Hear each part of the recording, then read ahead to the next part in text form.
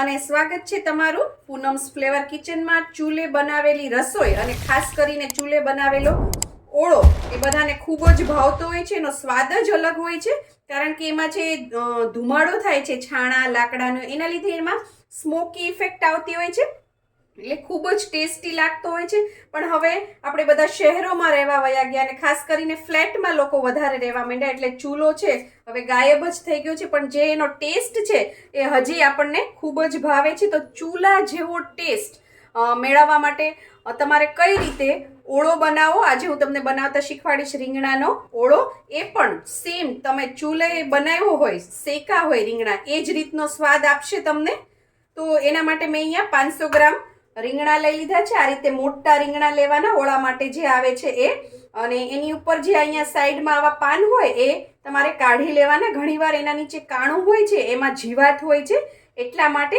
ત્યારબાદ આપણે છે આની અંદર આ રીતે કટ લગાવી દેવાના છે, આ રીતે મોટા કટ લગાવવાના થોડા થોડા, તમે જોઈ શકો છો। અને અહીંયા ઉપરની સાઈડ પણ કટ લગાવી દેવાના, જેથી કટના લીધે છે એ જલ્દીથી અંદર બફાઈ જાય, હીટ અંદર જશે એટલે, અને કંઈ સડેલું હોય તો એ પણ તમને દેખાઈ જાય।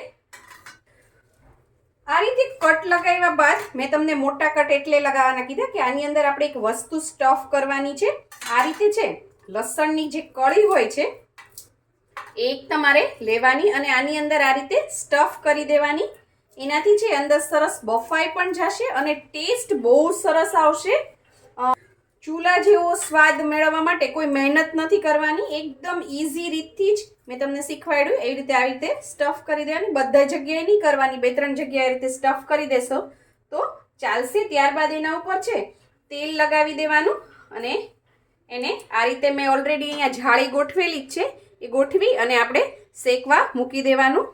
ગેસની ફ્લેમ છે એ મીડિયમ ટુ હાઈ કરી દેવાની। ત્યારબાદ રીંગણા તો બધા શેકતા જશો, તમને એમ થશે આમાં શું નવીન છે।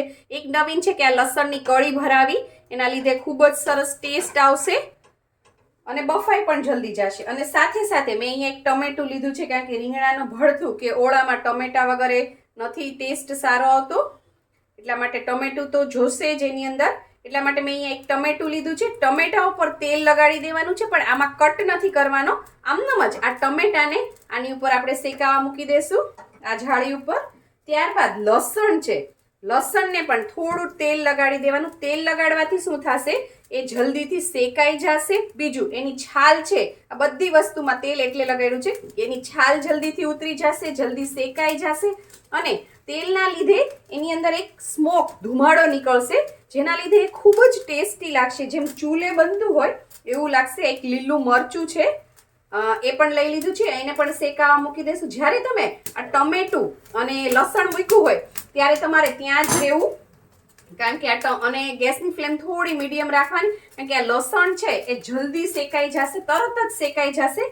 તમને હું દેખાડી દઉં, જો વિડીયો ચાલુ છે ત્યાં જ લસણ છે તરત જ શેકાઈ જશે, જુઓ, એટલે બિલકુલ વાર નહીં લાગે। મરચું પણ તરત શેકાઈ જશે, જુઓ તમે, અને એટલે ત્યાં જ ઊભું રહેવાનું અને આ રીતે શેકી લેવાનું અને શેકાઈ જાય એટલે એને નીચે ઉતારી લેવાનું। ટમેટામાં પાણીનો ભાગ હોય એટલે થોડો ટાઈમ લાગશે, આપણે આખું ટમેટું નથી શેકી નાખવાનું, આપણે એને થોડું બર્ન ઇફેક્ટ આપવા માટે એને સોફ્ટ કરવાની જરૂર નથી, ખાલી એની જે આ છાલ છે જુઓ તમે, તરત જ શેકાઈ ગયું ને, અને એની છાલ પણ નીકળવા માંડે, જુઓ તમે વિડીયોમાં ચાલુ જ છે વિડીયો, છાલ પણ નીકળવા માંડી અને લસણ તો જો આપણું સરસ શેકાઈ ગયું છે। હવે આને વધારે શેકાવા દઈએ તો આ બળી જાય, એટલે આને લઈ લેવાનું। અને મરચું પણ જો શેકાઈ ગયું છે, બહુ જ ગરમ છે, સરસ શેકાઈ ગયું છે, એને પણ આપણે નીચે ઉતારી લઈએ અને આની સ્કીન કાઢી લઈએ મરચાની, અને લસણ પણ ફોલી નાખીએ। અને આવી રીતે જે શેકેલું લસણ છે ને એ ફોલવું ખૂબ જ સરળ છે, જલ્દીથી ફોલાઈ જશે। રીંગણાને થોડું થોડું આ રીતે ફેરવતા જવાનું। આપણા રીંગણા છે એ સરસ શેકાઈ ગયા છે, આપણે ગેસની ફ્લેમ બંધ કરી દઈએ ને। હવે એક ટિપ્સ આપું, આ જે ગરમ રીંગણું છે એને તમે નળ નીચે પણ બેઝિંગમાં ધોઈ શકો છો, અથવા તો આવી રીતે કોઈ બાઉલમાં પાણી લેવાનું છે, તમે જોઈ શકો છો આમાં જો પાણી છે, આ રીતે પાણીમાં આને ડીપ કરી દેવાનું અને કાઢી લેવાનું। આનાથી શું થશે કે એની જે છાલ છે એ તરત જ ઉખડી જશે। બીજા રીંગણાને પણ આપણે એ રીતે કરી લઈએ અને એ ઠંડુ પણ જલ્દીથી થઈ જશે અને પાણી બિલકુલ નહીં ભરાય. ઘણા લોકોને એમ થશે કે ઓળામાં પાણી ભરાઈ જશે. નહીં, કંઈ નહીં થાય. 1 જ મિનિટમાં આપણે ડીપ કરીને આ રીતે નિતારીને કાઢી લેવાનું છે. આ જ રીતે મેં જે આપણે લસણ શેક્યું હતું, મરચું શેક્યું હતું ને ટમેટું શેક્યું હતું, એની પણ મેં છાલ ઉતારી લીધી છે ને એને આ રીતે સરસ ખાંડી લીધું છે અને આ બંને વસ્તુ છે એ સુધારી લીધું છે. લસણ, મરચું અને ટમેટું તો 2 જ મિનિટમાં થઈ જશે, એટલે બિલકુલ વાર નહીં લાગે. આપણે મોંઘી રેસ્ટોરન્ટમાં લોકો છે, શહેરોમાં ખાસ કરીને લોકો મોંઘી રેસ્ટોરન્ટમાં જતા હોય છે ચૂલા જેવો સ્વાદ મેળવવા માટે, અને કેટલા પૈસા આપી દેતા હોય છે અને લાંબી વેઇટિંગમાં આપણે રહેવું પડે છે. એના બદલે ઘરે ઇઝીલી તમને એવો ટેસ્ટ મળે તો શા માટે આપણે બહાર જવું જોઈએ. જુઓ તમે, સ્કિન હું તમારી સામે કાઢું છું, જો ઇઝીલી નીકળી જશે. ને ઘણીવાર શું થાય, ઘણા લોકોને ખબર આવી રીતે છાલ ઉતારતા હોય ને તો ફોડવા સહિત આખા નીકળી જતા હોય છે. તો આમાં ફોડવા આખા નહીં નીકળે. જો પાતળી છાલ જ ઉપરનું પડ છે એમ જ રહેશે. અને આ લસણ જે આપણે અંદર નાખ્યું હતું એ પણ તમે જો સરસ બફાઈ ગયું છે. એ તો આમ સરસ હાથેથી મેશ થઈ જાય એવું થઈ ગયું છે. એટલે હું આની સાથે મિક્સ કરી દઈશ અને થોડું એને ચોપ કરી લઈશ. જો કેટલું સરળ છે. તો આ ટિપ્સ જરૂરથી ફોલો કરજો. તમને મારી રેસિપી ગમતી હોય તો સબસ્ક્રાઇબ પણ કરજો મારી ચેનલને, લાઈક પણ કરજો. અહીંયા ગેસ ઉપર મેં એક કડાઈ મૂકી દીધી છે અને એની અંદર 2 મોટા ચમચા તેલ નાખેલું છે. તમે ઓછા તેલમાં પણ બનાવી શકો છો, પણ ઓલામાં છે ભીંડાના શાકમાં છે તેલનું પ્રમાણ સરસ હોય તો એ સરસ લાગે છે સ્વાદે. આપણું તેલ છે ગરમ થઈ ગયું છે. હવે એની અંદર હું 1 ચપટી જેટલી હિંગ નાખવાની છે. ત્યારબાદ એની અંદર હું નાખું છું લસણ. આપણે તે જે શેક્યું હતું એ જ લસણ છે, છાલ કાઢીને આ રીતે મેં એને લસણ નાખ્યા બાદ એની અંદર 1 ઇંચ આદુનો ટુકડો છે એ મેં ખમણી લીધો છે. લીલું મરચું છે એને પણ આપણે નાખી દઈશું અને આ બધી વસ્તુને છે મિક્સ કરી દઈશું અને થોડું સતળાવા દઈશું. તરત જ સતળાઈ જશે કારણ કે ઓલરેડી શેકેલું છે. અને થોડું હું લીલું લસણ નાખું છું. તમારી પાસે હોય તો નાખવાનું, ન હોય તો ન નાખો તો ચાલે. કોઈ પણ એક લસણ નાખો તો ચાલે. આનાથી સ્વાદ ખૂબ જ સરસ આવશે અને અત્યારે શિયાળો છે એટલે ઇઝીલી અવેલેબલ છે. આ રીતથી જરૂરથી એકવાર બનાવજો. ટેસ્ટમાં ખૂબ જ ફેર પડશે, ઘરમાં બધાને ભાવશે અને ખૂબ જ ઇઝી છે. તરત જ સતળાઈ ગયું છે, વધારે સાતળવાની જરૂર નથી. રફલી ચોપ કરેલું ટમેટું છે એ આપણે આની અંદર નાખી દઈએ અને છાલ છે એ તરત જ હાથેથી ઉતરી જાય છે. અને આની અંદર સાથે આપણે હળદર પણ નાખી દઈએ. ગેસની ફ્લેમ મીડિયમ કરી દઈએ. અડધી નાની ચમચી જેટલી હળદર નાખી દઈએ કારણ કે આપણે આની અંદર ભરતું પણ આગળ મિક્સ કરવાનું છે એટલે મસાલા એ પ્રમાણે રાખીશું. બધું સરસ કૂક થયેલું જ છે, આપણે બહુ કૂક કરવાની જરૂર નથી. 2 મિનિટ છે ટમેટાને થોડું સતળાવા દઈએ. જો તમે ટમેટું શેકેલું છે એટલે તરત જ મેશ થવા માંડ્યું છે, ગળવા માંડ્યું છે. અને સાથે એની અંદર હું લીલી ડુંગળી નાખું છું. એને જેને મેં ઝીણી સુધારી લીધી છે. 250 ગ્રામ લીલી ડુંગળી છે. 500 ગ્રામ રીંગણા હતા તો એની સામે 250 ગ્રામ ડુંગળી છે.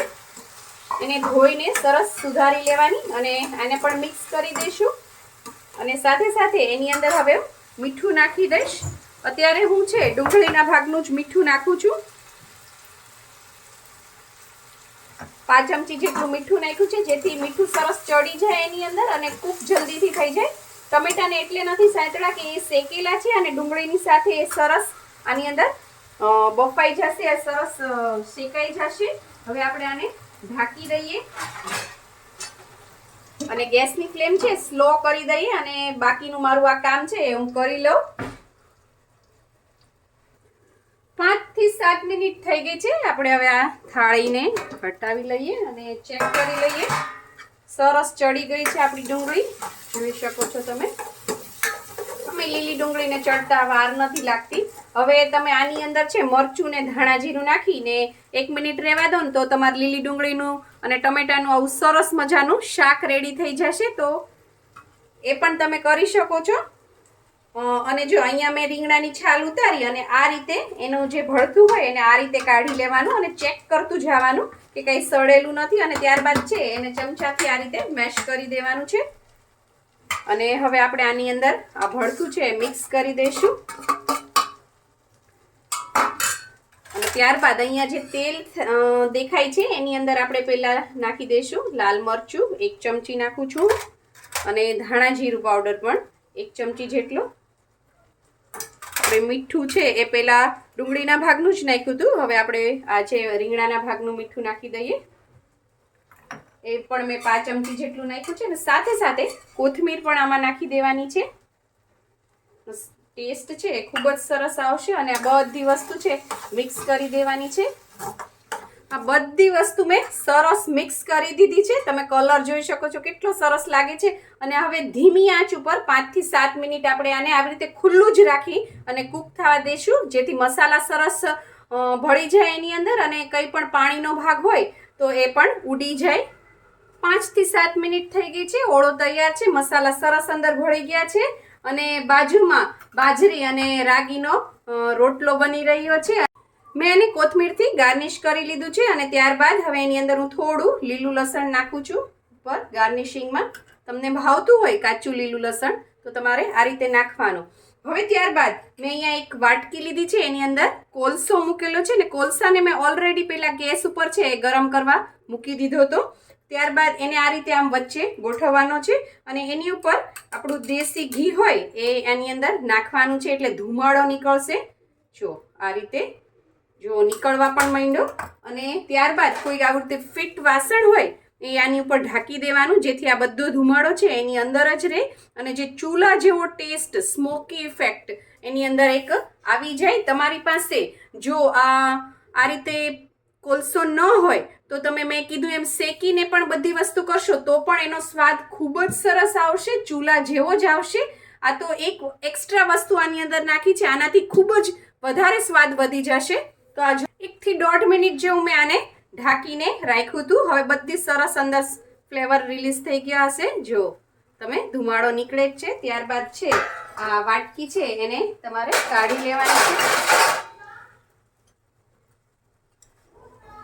તો તૈયાર છે આપણો રીંગણાનો ઓળો. અને અહીંયા તૈયાર છે મેં કીધું એ રીતે રાગી અને બાજરીના રોટલા. મને અત્યારે જ આ બંને એટલું સરસ લાગી રહ્યું છે કે મને મન નથી થતું કે હું આને પ્રેઝન્ટ કરું, કારણ કે જરૂર જ નથી પ્રેઝન્ટેશનની. એનો લુક જ એટલો સરસ લાગી રહ્યો છે. તમે પણ બનાવો અને મને કોમેન્ટ કરીને જણાવો કે કેવો લાગ્યો તમને.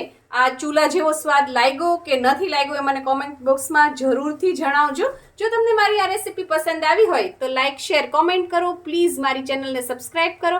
અને હા, બેલ આઇકન દબાવવાનું ના ભૂલશો, જેથી આવી જ સરસ મજાની વાનગીઓ તમારા સુધી પહોંચતી રહે. Thank you. આવજો. અને હા, જલ્દીથી તમને હું આની રેસીપી પણ આપીશ, બાજરી અને રાગીના રોટલાની. અને હા, તમારે જોતી છે કે નથી જોતી રેસીપી એ પણ મને કોમેન્ટ બોક્સમાં લખીને જણાવજો. જો તમારે જોતી હશે તો હું જરૂરથી તમને આની રેસીપી બતાડીશ. આવજો.